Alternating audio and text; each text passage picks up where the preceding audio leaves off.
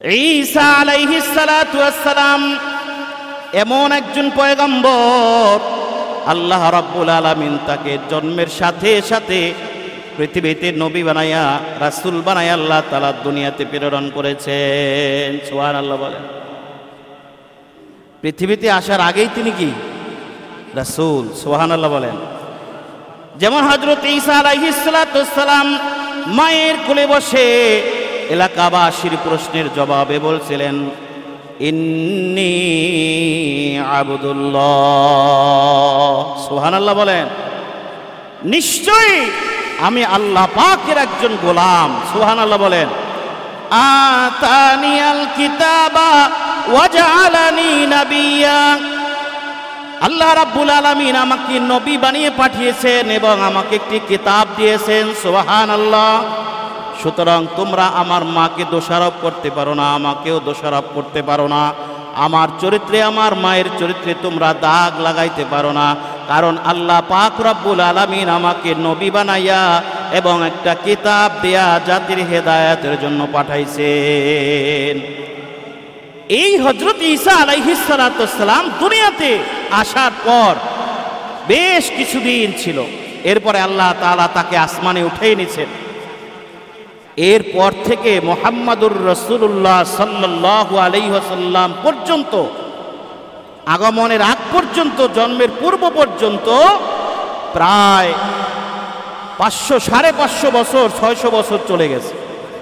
এই সময়টার মধ্যে মানুষকে আল্লাহর দিকে ডাকবে, মানুষকে জাহান্নামের ভয় দেখাইবে, মানুষকে জান্নাতের রাস্তা চিনাইবে, মানুষকে দিন বুঝাইবে, মানুষকে আল্লাহ চিনাইবে, নবী রাসূল চিনাইবে, এরকম কোনো লোক ছিল না। বিধায় মানুষের চারিত্রিক এমন দুর্ভিক্ষ দেখা দিয়েছে, মানুষের চরিত্রে এমন কিছু বিপজ্জনক চরিত্র মানুষের মধ্যে এসে গেছে যে মানুষ একে অপরের খুন করতে, মানুষ একে অপরের অঙ্গ প্রত্যঙ্গ কাটতে, মানুষের সাথে ঝগড়া বিবাদে লিপ্ত হতে, ফিতনা তৈরি করতে কখনো দ্বিধাবোধ করত না।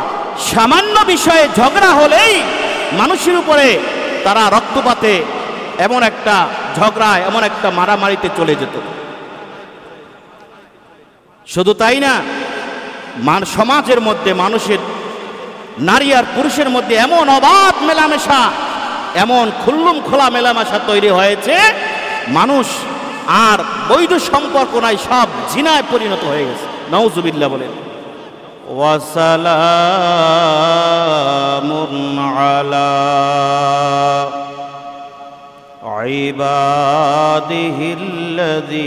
ইবাদিহিল্লাযীনা ইসতাফা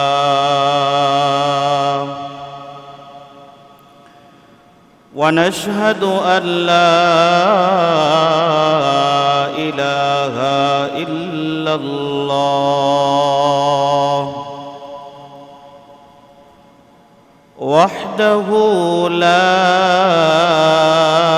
شريك له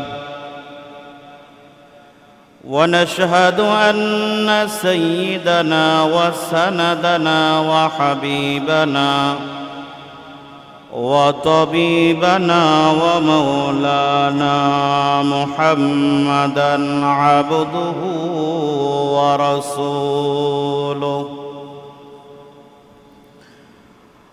أرسله بالحق بشيرًا ونذيرًا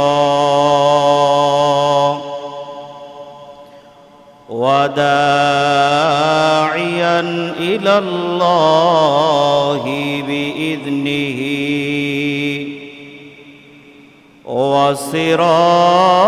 وسراجا منيرا أما بعد فقد قال الله تعالى في كلامه المجيد أعوذ بالله من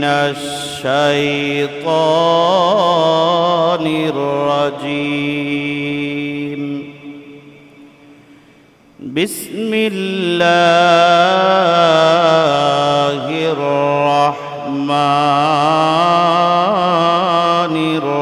الرحيم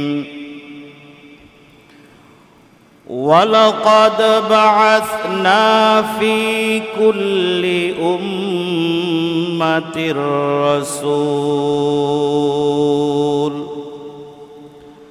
أن اعبدوا الله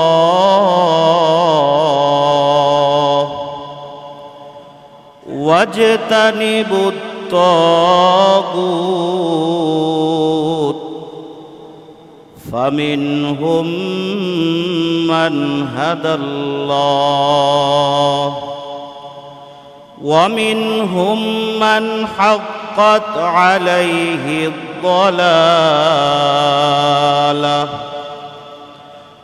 فسيروا في الأرض فانظر كيف كان عاقبة المكذبين. وقال رسول الله صلى الله عليه وسلم بعثت لأتمم مكارم الأخلاق أو كما قال عليه الصلاة والسلام.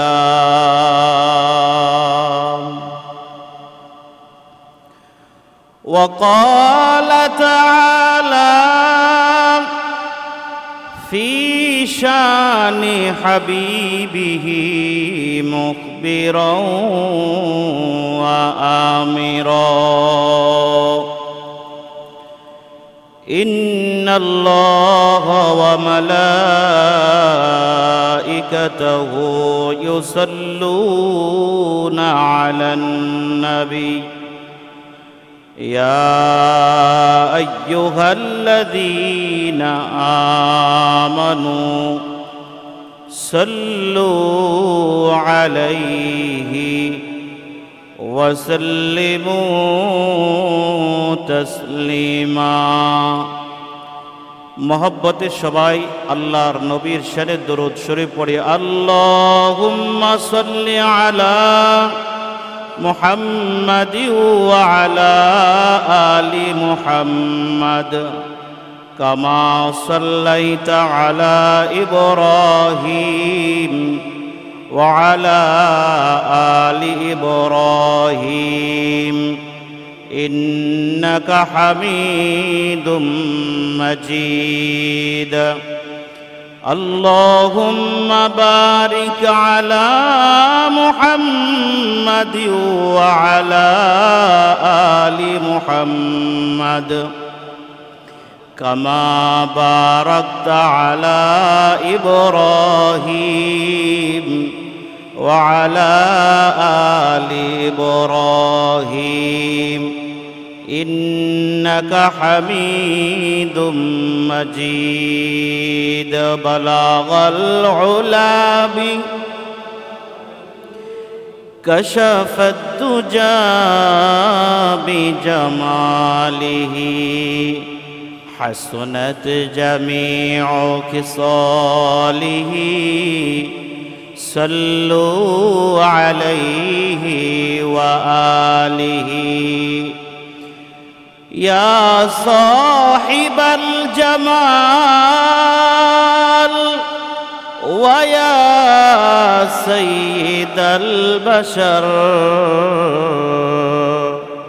من وجهك المنير لقد نور القمر.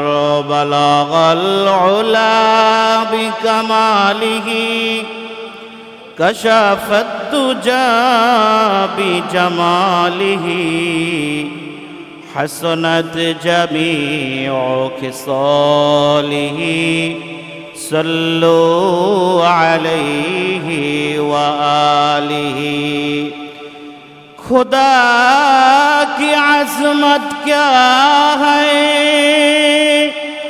মোহাম্মদ মুস্তফা জনে মকামে মুস্তফা ক্যা হ্যায় মোহাম্মদ কা খুদা জনে বলাগল উলা كشف الدجى بجماله حسنت جميع خصاله صلوا عليه وآله الحمد لله মহান রব্বুল আলামিনের দরবারে লাখ কোটি শুকরিয়া জানাই যে মহান রব্বুল আলামিন আমাদেরকে পবিত্র মাহে রবিউল আউয়ালের প্রথম জুমায় আল্লাহ তাআলা নবীর জন্মের মাসে আমাদেরকে জুমার নামাজ আদায় করতে মসজিদে আসার বসার তৌফিক দান করেছেন। এজন্য সবাই খুশি না বেজার? তো আল্লাহ পাকের দরবারে আমরা শুকরিয়া আদায় করি যে আল্লাহ রাব্বুল আলামিন আমাদেরকে গুনাহ মুক্ত করে নেকের পরিবেশে আসার বসার তৌফিক দিয়েছেন। সবাই প্রাণ খুলে বলি আলহামদুলিল্লাহ। মুআজ্জাজ হাজিরিন, পবিত্র মাহে রবিউল আউয়াল এই মাসটা হলো নবীর আগমনের মাস। কোন মাস? পৃথিবীতে নবীর আগমনের মাস হলো রবিউল আউয়াল। 12ই রবিউল আউয়াল নবীজির জন্মের দিন, সোমবার। কেউ কেউ বিভিন্ন মত, বিভিন্ন তারিখ, ভিন্ন মত পোষণ করেছেন। এজন্য নবীর আলোচনার, নবীর জন্মের এই মাসে আমাদের গুরুত্বপূর্ণ আলোচনা হলো এই পৃথিবীতে মানব জাতির জন্য নবী রাসূলের প্রয়োজনীয়তা কেন। কে বলেন ঠিক কিনা? যদি আমরা এইটা অনুধাবন না করতে পারি তাহলে আমরা কখনো নবীর শান আর মান বুঝতে পারবো না। কে বলেন ঠিক কিনা? এজন্য নবীদের প্রয়োজনীয়তা কি এই দুনিয়াতে মানব জাতির জন্য, এটা আমাদের আগে বুঝতে হবে। তাই আমি আজকের এই জুমা আলোচনা রাখতে চাই যে নবীদের প্রয়োজনীয়তা কেন এই দুনিয়ার মধ্যে। কি বলেন ঠিক কিনা? খুব ভালো করে বুঝবেন।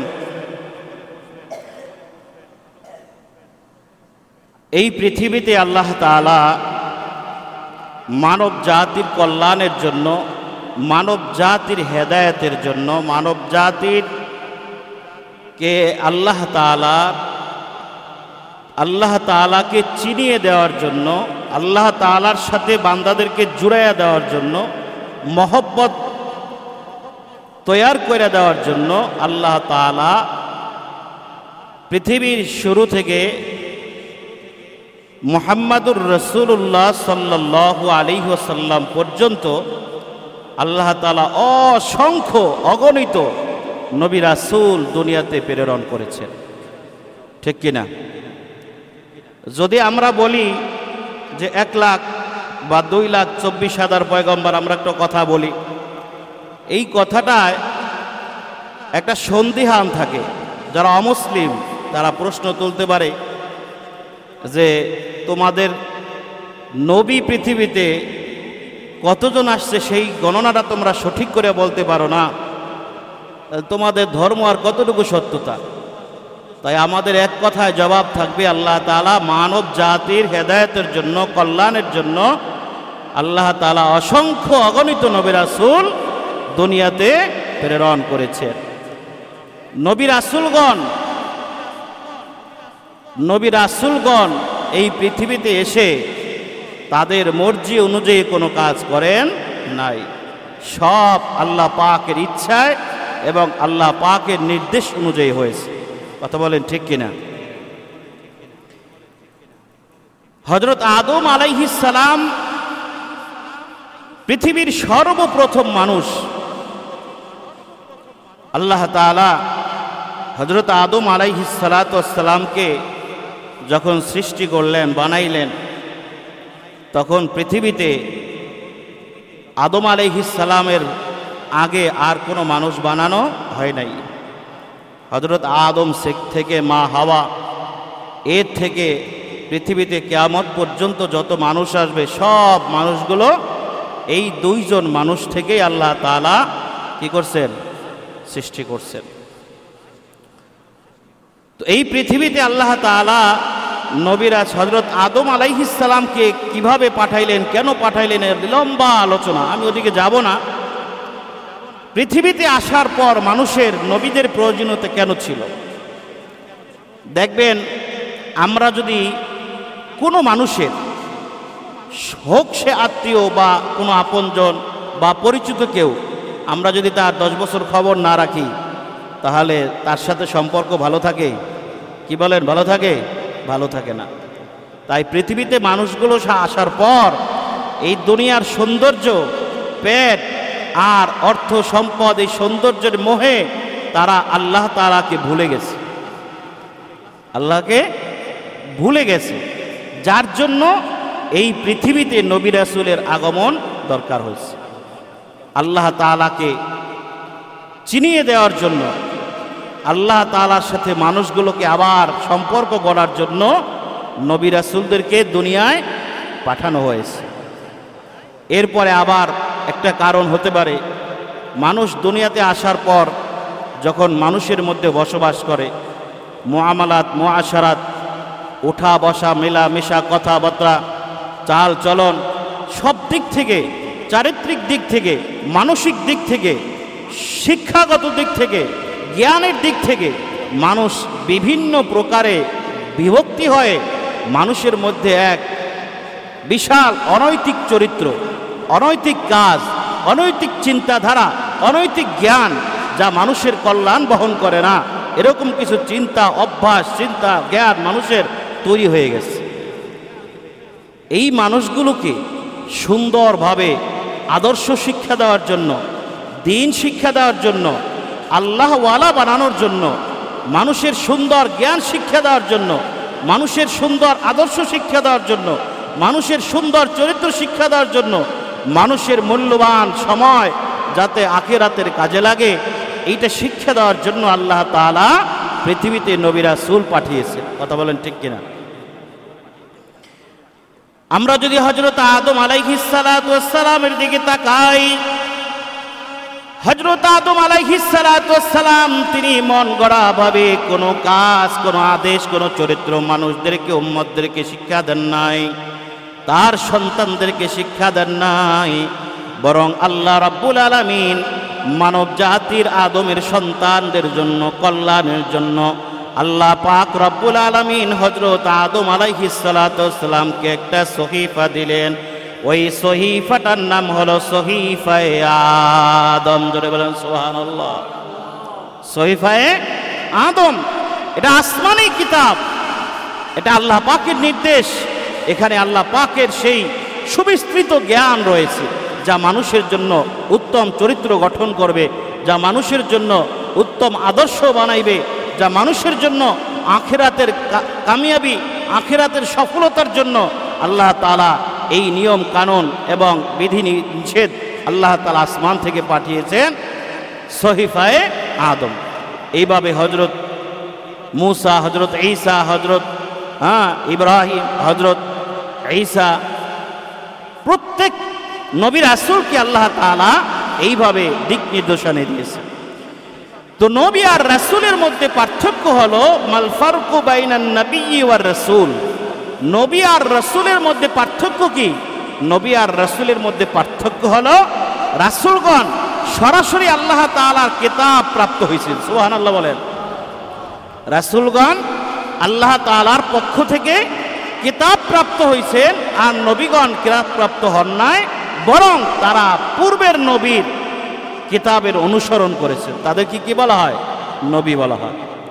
তো এজন্য আমরা যেই রাসূলের উম্মত, আমরা যেই নবীর উম্মত, তিনি এমন একজন আদর্শওয়ালা নবী, এমন একজন দামি নবী, এমন একজন দামি রাসূল আল্লাহ তাআলা আমাদের নসিব করেছেন। আল্লাহ তাআলা তাকে নবীও বানাইছেন, রাসূলও বানাইছেন। সুবহানাল্লাহ বলেন।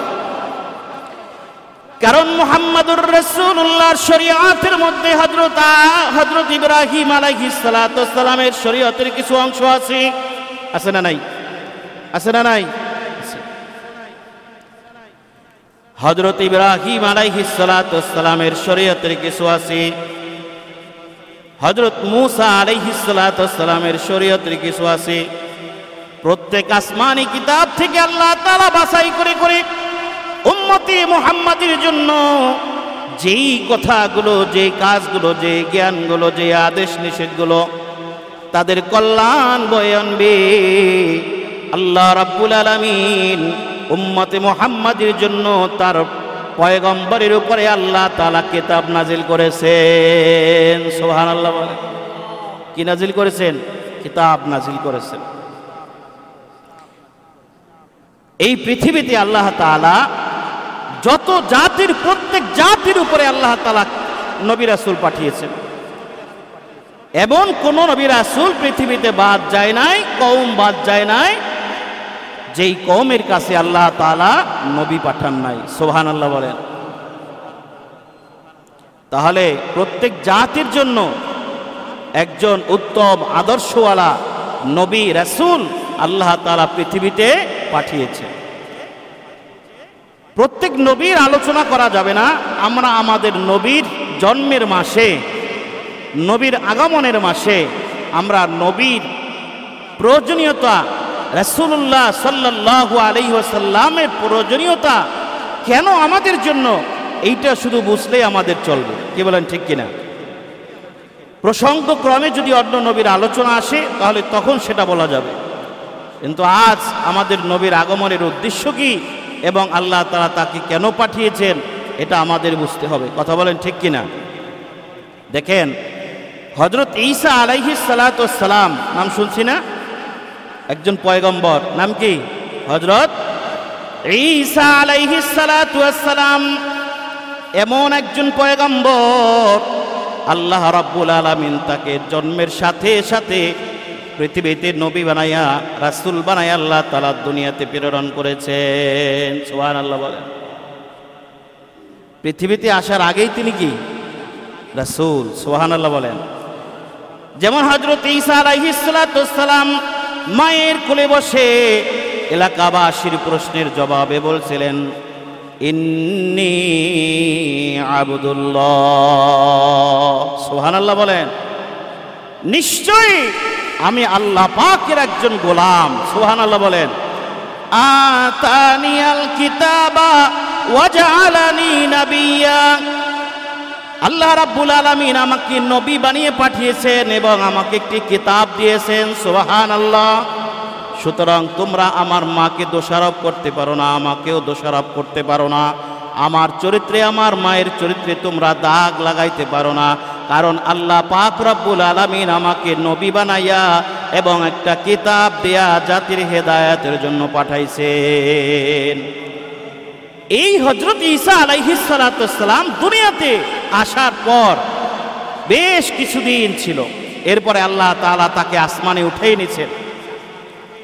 এরপর থেকে মুহাম্মাদুর রাসূলুল্লাহ সাল্লাল্লাহু আলাইহি ওয়াসাল্লাম পর্যন্ত, আগমনের আগ পর্যন্ত, জন্মের পূর্ব পর্যন্ত প্রায় 500 সাড়ে 500 বছর, 600 বছর চলে গেছে।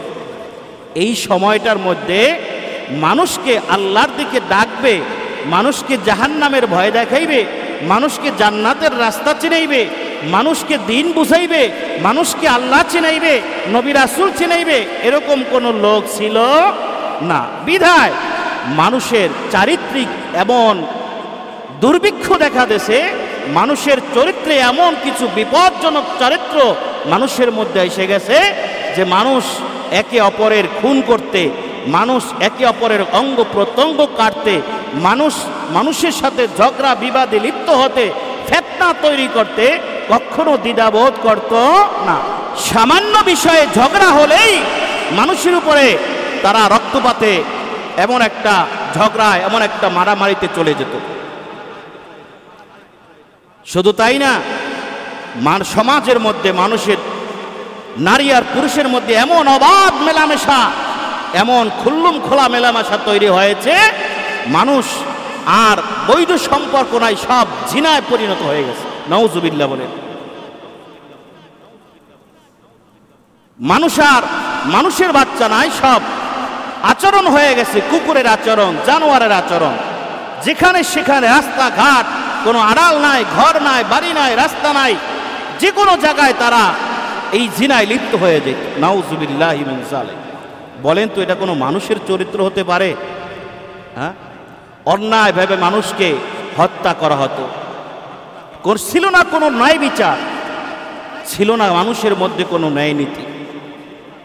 শুধু তাই না, মানুষ এত বর্বরচিত হয়েছে, এত অন্ধকারে জাহিলিয়াতে নিমজ্জিত হয়েছে যে মানুষ তখন তাদের কন্যা সন্তান যদি হতো, তাহলে মানুষ এটাকে, তখনকার মানুষ, মক্কার মানুষগুলো তখন কি করত? নিজেদের জন্য একটা অপমান, বোঝা মনে করত, বিধায় তাদের কন্যা সন্তানগুলোকে জীবন্ত মাটিতে দাফন করে দিত। নাউজুবিল্লাহ বলেন। কন্যা সন্তানগুলোকে জীবন্ত দাফন করে ফেলত। আমরা হাদিস শরীফের মধ্যে একজন সাহাবীর নাম খুঁজে পাই, যেই সাহাবীর নাম ছিল দাহিয়া কালবি। সাহাবীর নাম কি বলেন তো?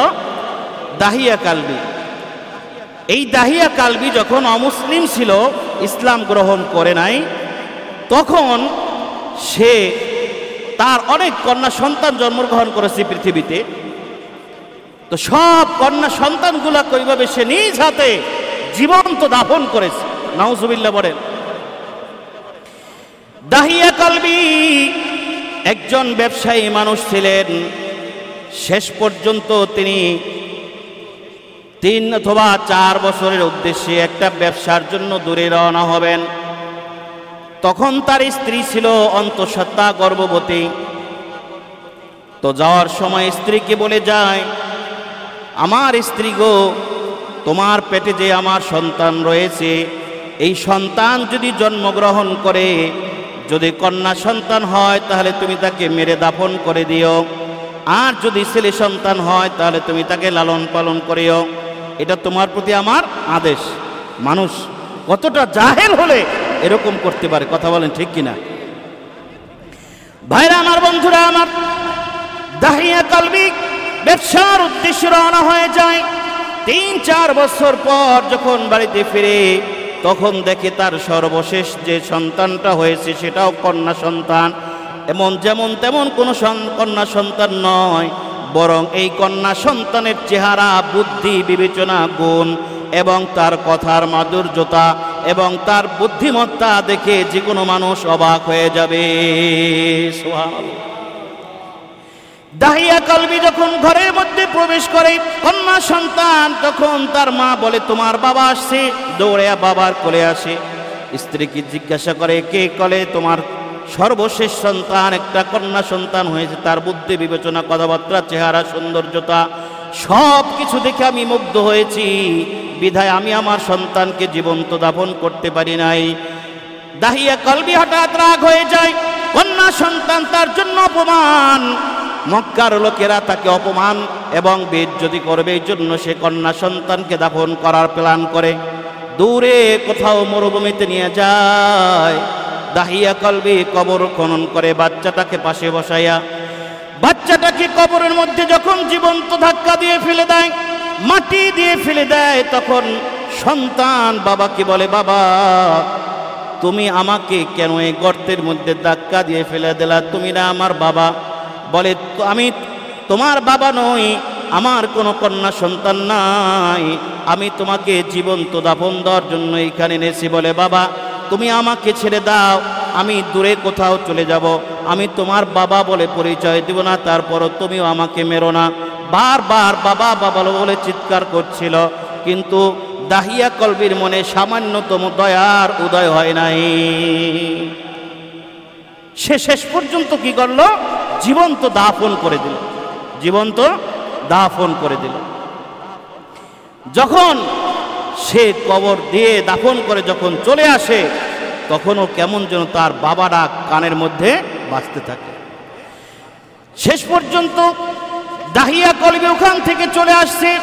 তার কিছুদিন পর এক সময়ে আল্লাহর নবী মুহাম্মদুর রাসূলুল্লাহ সাল্লাল্লাহু আলাইহি ওয়াসাল্লামের কাছে তার জীবনের অন্যায়ের কথা চিন্তা করে নবীজিকে প্রশ্ন করেন, ইয়া রাসূলুল্লাহ, ইয়া হাবিবাল্লাহ, আমি যে অন্যায় জুলুম অত্যাচার, আমি যে গুনাহগুলো করেছি, আমার নিজের সন্তানগুলোকে আমি জীবন্ত দাফন করেছি, ইয়া রাসূলুল্লাহ, আমার এই গুনাহগুলো কি মাফ হবে নাকি? আল্লাহর নবী বলেন, কি অন্যায় তুমি করেছো? এত কান্না করতেছো, এত কান্না করো, সারাদিন কান্না করো, তুমি কি অন্যায় করেছো? আল্লাহর নবীর কাছে তার কন্যা সন্তানগুলার দাফনের ইতিহাস দাহিয়া কলবি নবীজির কাছে বলে।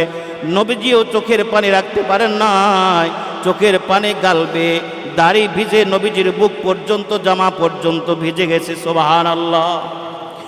দাহিয়া কলবি তার জীবনের পাপ কর্মের, অপকর্মের, কন্যা সন্তানের জীবন্ত দাফনের ইতিহাস শুনাইতেছে। আর নবীজিকে বলে, ওগো নবীজি, আমি ইসলাম গ্রহণ করার কারণে আমার গুনাহগুলো কি আল্লাহ তাআলা মাফ করবেন? নবী আলাইহিস সালাতু ওয়াস সালাম বলে, দাহিয়া,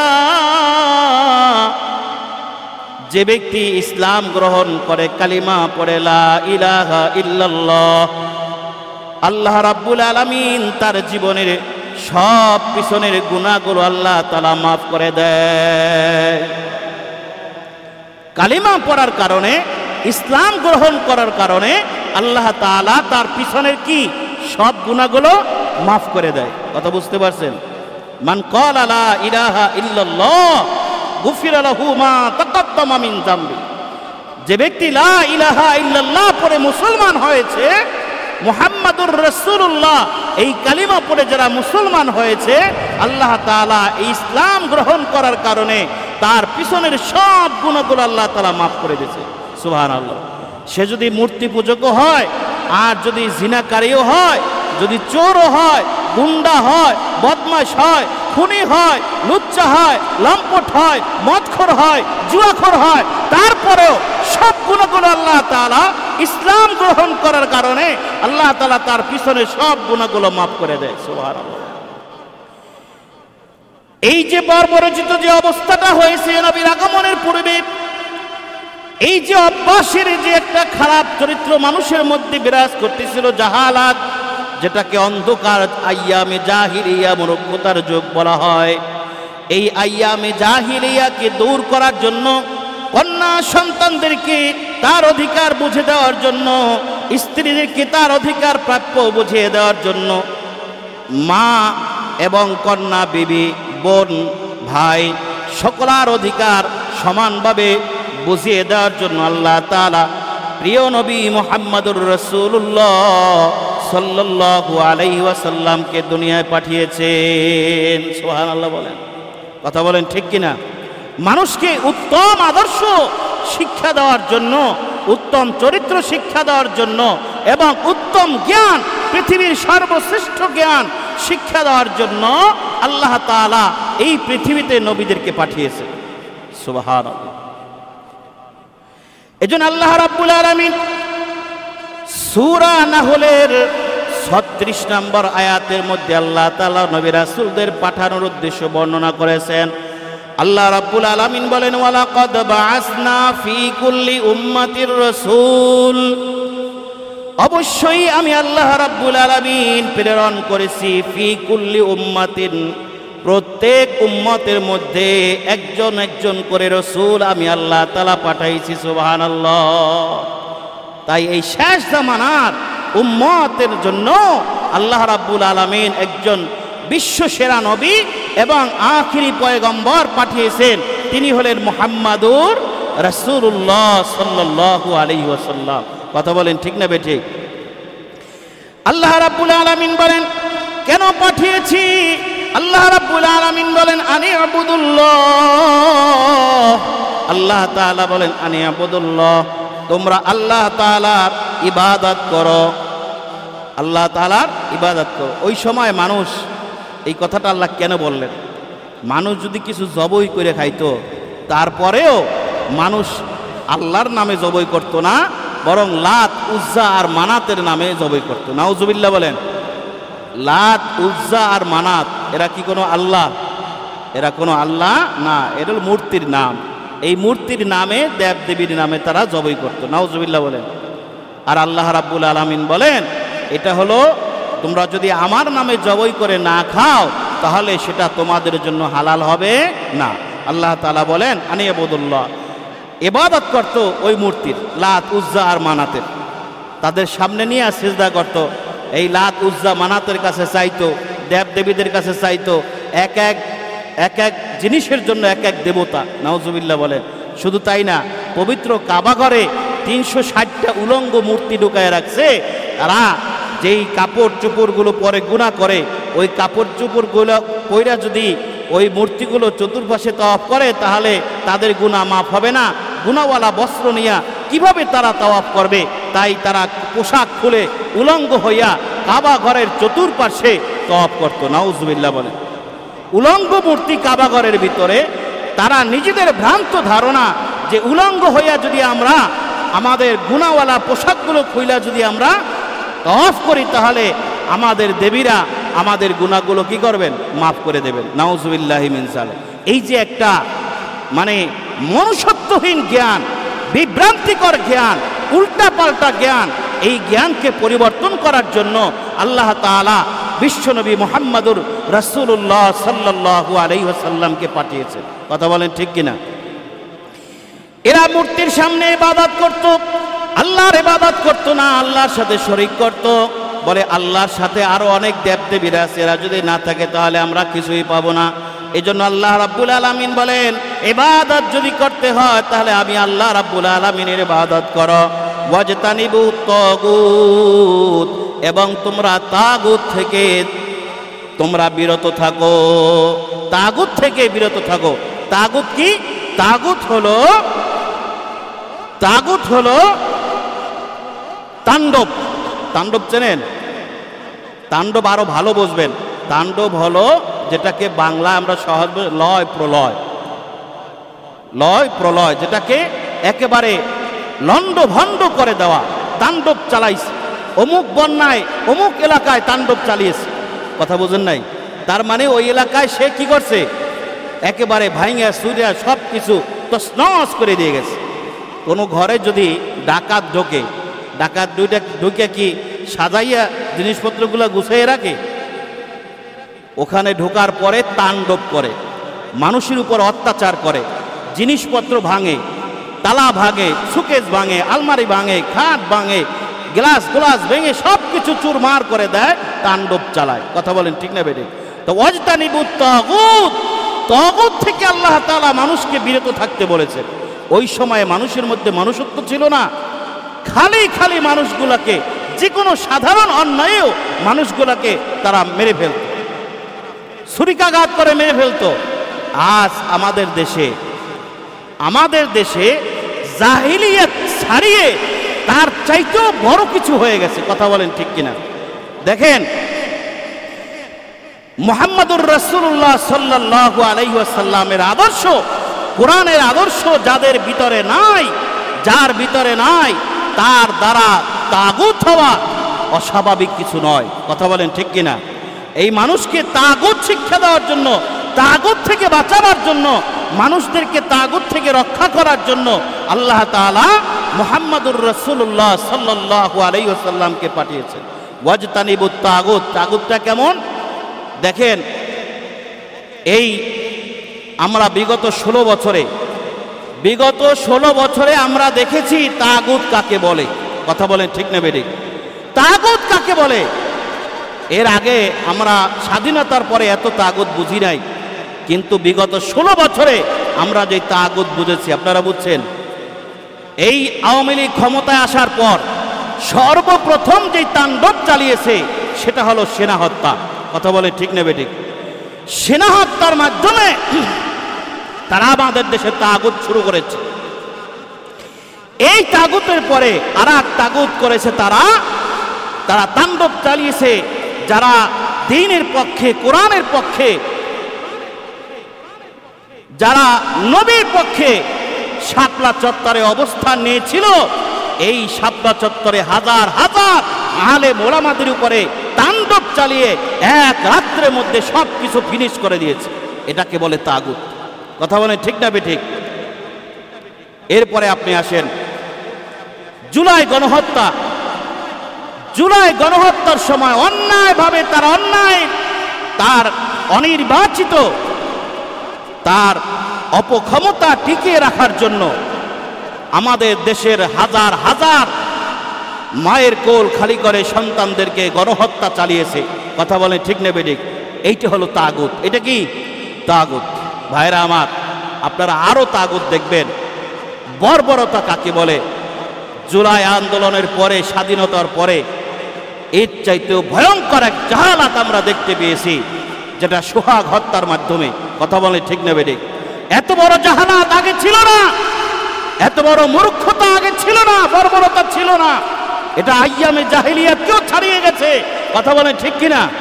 ভাইরা আমার, বন্ধুরা আমার, সোহাগ নামের ওই সন্তানটাকে তারা ইট দিয়ে পাথর দিয়ে যখন মেরে ফেললো, ছেলেটা মারা যাওয়ার পরেও তার দেহের উপরে বড় বড় পাথরগুলো মারতেছে, দৌড়ে আইয়া তারপরে দৌড়ে আসার পরে লাফ দিতেছে বুকের উপরে, তার লাশের উপরে নৃত্য করতেছে, এক জায়গা থেকে আরেক জায়গায় টাইনে নিয়ে যাইতেছে, সেখানে মদ খাইতেছে। কথা বলেন ঠিক না বেঠিক? যেটা আমরা দেখেছি, এর নাম হলো তাগুত। বর্বরতা ছাড়িয়ে গেছে, কিন্তু পৃথিবীতে আর কোনো নবী রাসূল আসবে না। কথা বলেন ঠিক কিনা? আমি বলতে চাইছি যে আপনারা হয়তো ইশারা বুঝতে পারছেন। আমি বলছি আরো স্পষ্ট করে, ভাইরা আমার, বন্ধুরা আমার, ভালো করে বুঝেন। যদি এই তাগুতের সংবিধান অনুযায়ী আমাদের দেশে আবার শাসন ক্ষমতা আসে, তাহলে কোনোদিন এই তাগুত বন্ধ হবে না। কথা বলেন ঠিক না বেঠিক? আর যদি আমাদের দেশে সংসদে কোরআনী আইন চালু হয়, তাহলে আর তাগুত দেশে থাকবে না। কথা বলেন ঠিক না বেঠিক?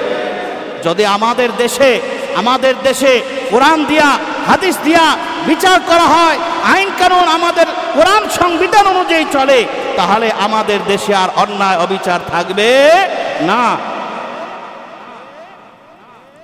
কারণ কোরআনে আল্লাহ তাআলা এমন কোন আইন দেন নাই যে আইনের কারণে একটা জাতি ধ্বংস হয়ে যাবে, একটা মানুষ ধ্বংস হয়ে যাবে, একটা মানুষ জাহান্নামী হয়ে যাবে। কিন্তু বর্তমান সংসদীয় আইনে, এই কার্ল মার্কস আর লেনিনের আইনে, পশ্চিমাদের সেই সংগঠিত আইনে, সংবিধানে আমাদের জন্য দুঃসহ আর দুর্বিরহ আর দুরবস্থা, আমাদের দারিদ্রতা আমাদের পিছু ছাড়ে না। কথা বলেন ঠিক না বেঠিক? যদি কোরআনী শাসন অনুশাসন চালু হয়, কোরআনী আইন সংবিধানে আসে, তাহলে আমরা অন্তত শান্তিতে একটা রাত ঘুমাতে পারবো। কথা বলেন ঠিক না বেঠিক? আমাদের জানের নিরাপত্তা থাকবে, আমাদের মালের নিরাপত্তা থাকবে। কথা বলেন ঠিক না বেঠিক? এজন্য ভাইরা আমার, বন্ধুরা আমার, দেখেন আল্লাহ তাআলা বলেন ওয়াজতানিবুত তাগুত। আপনি তাগুত থেকে কেমনে ফিরবেন? তাগুত থেকে আপনি কেমনে বাঁচবেন? এটা কার্ল মার্কস আর লেনিনের সংবিধানে তাগুত থেকে বেঁচে থাকার কোনো আইন, কোনো পদ্ধতি, কোনো নীতিমালা জানা নাই। জোরে বলেন ঠিক না বেঠিক? কিন্তু আল্লাহ তাআলার কোরআনে এই নীতিমালা জানা আছে। কথা বলেন ঠিক কিনা? এই নীতিমালা দেওয়া আছে তাগুত থেকে মানুষকে কিভাবে বাঁচাইতে হবে, তাগুত কিভাবে দেশ থেকে বিতাড়িত করতে হবে, এই সব নীতিমালাগুলো কোরআনের মধ্যে আছে। এরপরে আল্লাহ রাব্বুল আলামিন বলেন ফামিনহুম মান হাদাল্লাহ। এই পুরা পৃথিবীর মানুষদের মধ্য থেকে আল্লাহ তাআলা এদের মধ্য থেকে এই কোরআনী অনুশাসনের ক্ষেত্রে দেখবেন কিছু মানুষ থাকবে ফামিনহুম মান হাদাল্লাহ, যাদেরকে আল্লাহ তাআলা হেদায়েত দিয়া, বুঝ দিয়া, তারপরে তাদেরকে আল্লাহ তাআলা হেদায়েত দিয়া জান্নাতবাসী করবেন। সুবহানাল্লাহ। ওয়ামিনহুম মান হাক্কাত আলাইহি দালালা। তাদের সামনে কোরআন স্পষ্ট থাকার পরেও, তাদের সামনে রাসূলগণ স্পষ্ট থাকার পরেও, তারপরেও তারা হেদায়েতকে গ্রহণ করে নাই, বরং তাগুতের দিকে দল করেছে, তাগুতকে গ্রহণ করেছে, তাগুতকে তারা মেনে নিয়েছে। আল্লাহ রাব্বুল আলামিন বলেন আলাইহি দালালা, তার জন্য সে পথভ্রষ্ট হওয়ার কারণে আল্লাহ তাআলা তার জন্য জাহান্নামের ব্যবস্থা করবেন। আল্লাহ তাআলা বলেন যে ব্যক্তি হেদায়েত এর উপরে কোরআন স্পষ্ট থাকার পরেও, নবী স্পষ্ট থাকার পরেও, নবীর আদর্শ থাকার পরেও সে যখন তাগুতকে বেছে নিয়েছে, তখন আর তার জন্য হেদায়েতের রাস্তা থাকে না। এজন্য আমাদের কাছে স্পষ্ট, যদি আমরা কোরআনই পক্ষে, আর যদি আমরা কোরআনের পক্ষ না নেই, ইসলামের পক্ষ না নেই, হাদিসের পক্ষ না নেই, রাসূলের পক্ষ না নেই, রাসূলের আদর্শ গ্রহণ না করি, তাহলে আমরা কি হেদায়েতের উপরে থাকতে পারবো? কথা বলেন, হেদায়েতের উপরে থাকতে পারবো? আপনি ইচ্ছা করলে পড়তে পারেন কোরআন শরীফের সূরা নাহল 36 নম্বর আয়াত, বাংলা অনুবাদ, বাংলায় উচ্চারণ সব কিছুতে দেওয়া আছে। আপনি আরবি জানলে আপনি পড়ে দেখবেন, এরপরে অর্থ জানলে অর্থ পড়ে দেখবেন। আমি একটা কথাও ভুল বলি নাই। আল্লাহ রাব্বুল আলামিন বলেন, ফাসিরু ফিল আরদ, তোমরা জমিনে ভ্রমণ করো, ফানজুরু, তোমরা দেখো, কাইফা কানা আকিবাতুল মুকাজ্জিবিন, আমি কিভাবে এই জাতিকে মিথ্যা প্রতিপন্নকারীদেরকে, মিথ্যা সাব্যস্তকারীদেরকে আমি কিভাবে ধ্বংস করে দিয়েছি। অতএব বোঝা গেল, যারা তাগুতকে গ্রহণ করে, যারা নবীর আদর্শ গ্রহণ করে না, যারা কোরআনের অনুশাসন মানে না, আল্লাহ রাব্বুল আলামিন তাদেরকে নিশ্চিত ধ্বংস করবেন, নিশ্চিত করবেন। এটা একজন মুমিনের ঈমান। কথা বলেন ঠিক না বেঠিক? এজন্য আমি আপনাদের বলবো, আল্লাহ রাব্বুল আলামিন এই পৃথিবীতে মানুষকে সুন্দর চরিত্র, উত্তম আদর্শ শিক্ষা দেওয়ার জন্য এই পৃথিবীতে রাসূলের আগমন হয়েছে। কথা বলেন ঠিক কিনা? ভাইরা আমার, বন্ধুরা আমার, আপনারা মনে কষ্ট নেবেন না। আল্লাহর রাসূল সাল্লাল্লাহু আলাইহি ওয়াসাল্লাম বলেন, বুইসতু লিউতাম্মিমা মাকারিমাল আখলাক, উত্তম চরিত্র শিক্ষা দেওয়ার জন্য আমি আল্লাহর পক্ষ থেকে প্রেরিত হয়েছি। সুবহানাল্লাহ বলেন। উত্তম চরিত্র শিক্ষা দেওয়ার জন্য, এটা হলো রাসূলের কথা। আল্লাহ রাসূলের ব্যাপারে কি সাক্ষ্য দেয় দেখেন। আল্লাহ রাব্বুল আলামিন বলেন, লাকাদ কানা লাকুম ফি রাসূলিল্লাহি উসওয়াতুন হাসানা। আল্লাহ রাব্বুল আলামিন সাক্ষী দেয়, ফি রাসূলিল্লাহি, তোমাদের, লাকাদ কানা লাকুম, নিশ্চয়ই তোমাদের জন্য রয়েছে, অবশ্যই তোমাদের জন্য রয়েছে, ফি রাসূলিল্লাহি, রাসূলুল্লাহ, সবাই পড়েন সাল্লাল্লাহু আলাইহি ওয়াসাল্লামের চরিত্রের মধ্যে রয়েছে উত্তম আদর্শ, উসওয়াতুন হাসানা, উত্তম আদর্শ। রাসূলুল্লাহ সাল্লাল্লাহু আলাইহি ওয়াসাল্লামের চরিত্রের মধ্যেই রয়েছে উত্তম আদর্শ। এজন্য রাসূলের আদর্শ ছাড়া আমাদের অন্য কোনো বিকল্প রাস্তা আছে? কি বলেন, আছে? নাই। এজন্য আমরা আমাদের নেতা, আমাদের রাসূলের আদর্শের উপরে আমরা আমাদের জীবন গঠন করব। আল্লাহ পাক আমাদের সবাইকে তৌফিক দান করেন। সবাই বলেন আমিন। বাইরে আমার আরেকটা কথা আমি খেয়াল করে বলে শুনেন, আমার মৃত্যুর পরে আমি একজন মুসলমান হিসেবে আমার ইসলাম আগে না আমার সম্পদ আগে? জোরে বলেন, ইসলাম আগে? একজন মুসলমান হিসেবে আমার ইসলাম আগে না আমার ধন দৌলত আগে? আমার ইসলাম আগে না টাকা পয়সা আগে? আমার ইসলাম আগে না আমার দল আগে? ইসলাম আগে। আমি মুসলমান, আমি আল্লাহর পরিচয় বেঁচে আছি। কথা বলেন ঠিক না বেঠিক? আমি রাসূলুল্লাহর পরিচয় বেঁচে আছি, আমি কোরআনের পরিচয় বেঁচে আছি। এটা ভুলে যাবেন না। আপনি একজন মুসলমানের সন্তান, আপনি একজন কালিমাওয়ালা মুসলমান, ভুলে গেলে চলবে না। এজন্য আপনার আমার কোরআনী পথ ছাড়া অন্য দ্বিতীয় কোনো পথ আমাদের জন্য খোলা নাই। এজন্য আমরা সবাই কোরআনের ছায়াতলে থাকব। আমাদের জীবনের প্রত্যেকটা কদমে, প্রত্যেকটা শ্বাস প্রশ্বাসে, প্রত্যেকটা পদক্ষেপে যেন আমরা কোরআনী আইন, আমরা কোরআনী অনুশাসন এবং নবীর আদর্শ গ্রহণ করতে পারি। আল্লাহ তাআলা আমাদের সবাইকে তৌফিক দান করেন। ওয়া আখির দাওয়ানা আনিল হামদুলিল্লাহি রাব্বিল আলামিন।